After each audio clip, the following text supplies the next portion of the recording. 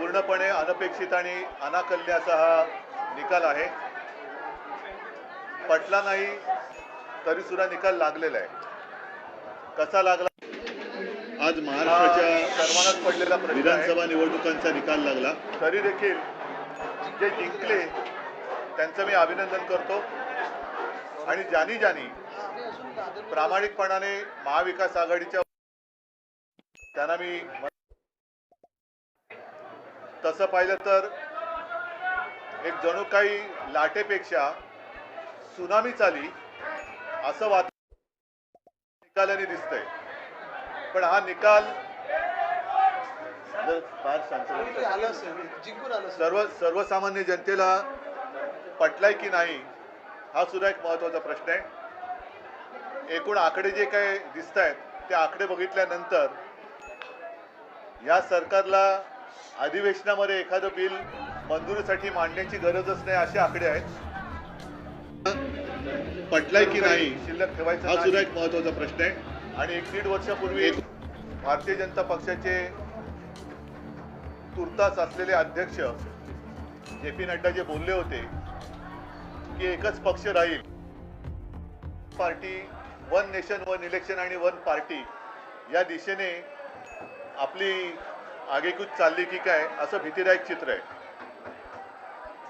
एकूणच हा निकाल जर का बारकाईने पाहिला तर आम्ही ज्या काही प्रचार सभा घेतल्या संपूर्ण राज्यभर आम्ही सगळेच फिरलो. सुषमाताई आहेत, अनिल आहेत, आदित्य आहेत, संजय आहे, मी स्वतः आहेत.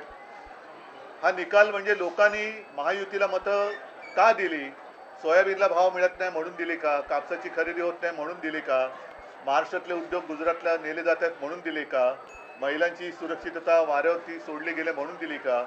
म्हणजे नेमकं कळत नाही की कोणत्या प्रेमापोटी तर हा शब्द चुकीचा आहे, रागापोटी अशी ही लाट जणू काय उसळले हे कळत नाहीये. हा निकाल अनाकलनीय आहे आणि याच्या मागचं गुपित हे काही दिवसामध्ये तर शोधावं लागेल. तूर्त मी महाराष्ट्राच्या जनतेला सांगतोय की आपण निराश होऊ नका, खचून जाऊ नका. काही जण म्हणतात की हा ईव्हीएमचा विजय आहे, असूही शकतो, पण महाराष्ट्राच्या जनतेला हा निकाल मान्य असेल तर मग कोणीच काही बोलण्याची गरज नाही आहे. पण जर मान्य नसेल तर त्यांना सांगतो की आम्ही प्राणपणाने महाराष्ट्रासाठी लढत राहू, महाराष्ट्राच्या हितासाठी आम्ही लढत राहू. कोणी काही म्हटलं तरी महाराष्ट्राच्या जनतेला मी वचन देतो की आम्ही तुमच्यासोबत आहोत. हा जो विजय आहे महायुतीचा, लाडकी बहीणचा इम्पॅक्ट असल्याचं म्हटलं जाते. लाडकी बहीणचा इम्पॅक्ट जर का असेल तर मग बाकीच्या ज्या काही गोष्टी या उघड दिसत होता, आपण सुद्धा रिपोर्टिंग केलेलं आहे. मी तेच म्हटलं ना की सोयाबीनला भाव नाही आहे, कापूस खरेदी होत नाही, शेतकऱ्याच्या डोक्यावरती कर्ज चढलेलं आहे, बेरोजगारी वाढते आहे, महिला असुरक्षित आहेत, ह्या अशा अनेक गोष्टी आहेत, बेकारी वाढते आहे. तर लाडकी बहीण पेक्षा ज्या महिला आमच्या सभेला प्रचंड संख्येने येत होत्या त्यांच्यासमोर प्रश्न होता की घर कसं वाढवायचं, चालवायचं. कारण महागाई वाढते म्हणजे वाढती महागाईची शाबासकी म्हणून या सरकारला मत दिलं का? आणि आता मला एक असं वाटतं प्रामाणिकपणे, हा टोमणा नाही, की यावेळेला तरी अस्सल भाजपचा कोणतरी मुख्यमंत्री होईल अशी अपेक्षा आहे किंवा आशा आहे. महाराष्ट्र विकास आघाडीचं आम्ही फार प्रामाणिकपणाने वागलो, हे चुकलं की काय असं आम्हाला वाटतंय.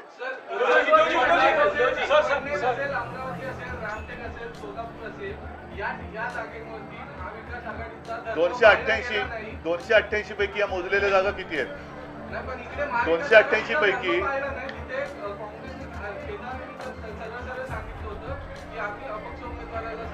बरोबर आहे, पण 288 पैकी या जागा किती आहेत आणि अशाच काही जागा या त्यांच्याकडे पण आहेत. पण म्हणून मी म्हटलं ना की अशी लाट उसळले असं काय नेमकं यांनी काम केले ते तिथे दाखवा ना. पण आणखीन एक गोष्ट अशी आहे की ठीक आहे, आता ते जिंकलेले तर आहेत, त्याच्यामुळे त्याच्यात मला त्यांचं अभिनंदन करण्यामध्ये मला कुठे कद्रूपणा दाखवायचं नाहीये. मी त्यांचं अभिनंदन करतो. आणि आता निवडणूक आयोगाने स्थगिती दिलेली लाडकी बहीण ही योजना पूर्ववत चालू करून त्याच्यात 2100 रुपये दर महिना ते द्यायला लागतील. शेतकऱ्यांचं कर्जमुक्त ते लवकर करतील आणि जी काही त्यांनी आश्वासनं दिलेत ती नंतर कोणी बोलू नये की असा जुमला तर निवडणुकीच्या वेळेला करावा लागतो. या सगळ्या आश्वासनांची पूर्तता त्यांनी लवकरात लवकर करावी अशी माझी मागणी आहे. ग्राउंडवर फिरताना महाविकास आघाडीसाठी पोषक वातावरण दिसत होतं आणि इतका बदल अचानक लोकसभा निवडणूक झाल्यानंतर अवघ्या काही महिन्यात हाच एक अनाकलनीय बदल आणि मला असं वाटतं की करोनाच्या काळामध्ये कुटुंब प्रमुखापर्यंत प्रमाणे माझं ऐकणारा महाराष्ट्र हा माझ्याशी असा वागेल याच्यावरती माझा विश्वास नाही आहे. कारण मी जे जे सांगत आलो त्याच तळमळीने याही वेळेला मी महाराष्ट्राला मनापासून तळमळीने सांगितलं होतं आणि असा हा माझा महाराष्ट्र हा असा वागेल याच्यावरती माझा विश्वास नाही आहे. नक्की काहीतरी गडबड आहे. आखिरी के दिनों में जो हिंदू मुस्लिम एक पोलराइजेशन दिखाई दिया, खुल के बात कर रहे थे, बटेंगे तो कटेंगे, आपको लगता नहीं, है ये कुछ नहीं चला क्योंकि बेकारी तो कुछ चीज़ें ऐसी होती कि जो सेक्युलर होती है, जैसे बेकारी है, महंगाई है, वो सेक्युलर है.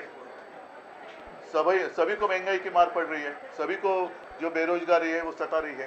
तो ऐसे कुछ नहीं. उद्धवजी एकनाथ शिंदे यांच्या शिवसेनेच्या जवळपास 55 जागा आलेल्या आहेत. त्यांचं असं म्हणणं आहे की या निकालातून बाळासाहेबांचे विचारांचे खरे पहिली वारसदार गोष्ट कोण अशी हे आहे, स्पष्ट झाले. पहिली गोष्ट आहे की इथेच पहिला मुद्दा असा आहे की 2.5 वर्ष होऊन सुद्धा न्यायालयातनं आम्हाला निकाल मिळत नाही.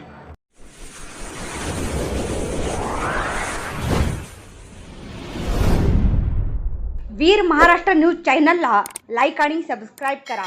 धन्यवाद.